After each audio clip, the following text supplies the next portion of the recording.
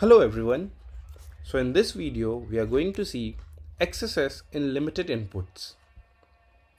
We will see how to do XSS if the script tags are blocked into any web application.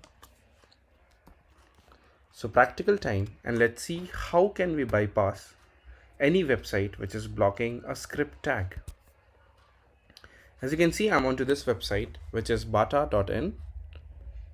So I will just go into the search bar and I will hit Hacktify and enter just to check that is there any reflection, and you can see there is a reflection happening. So I'm going to try a reflected XSS over here.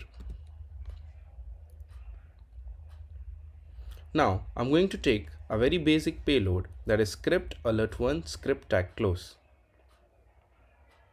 I'll just copy this, go into the application, type Hacktify and enter the payload and hit enter.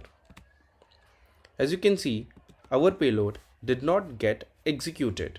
Let's see what happened.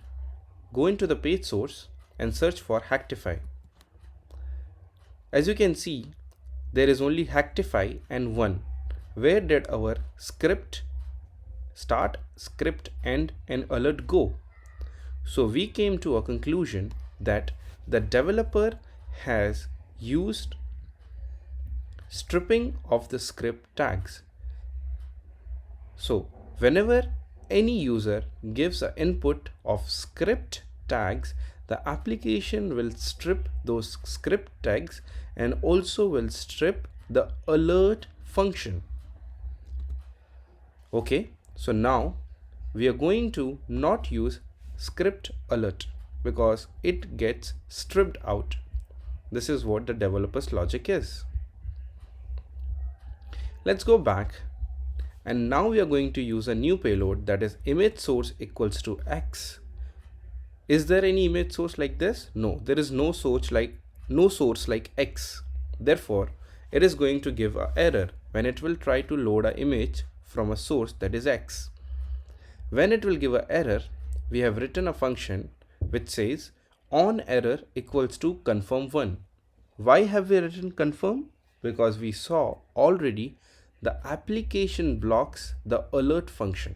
So that's why we have used confirm. Do remember guys, instead of alert, we can use confirm as well as we can use prompt. So let's just take this payload, go back to the website, give this payload and hit enter. And let's observe. Yes, successfully we have executed our JavaScript XSS payload into the website.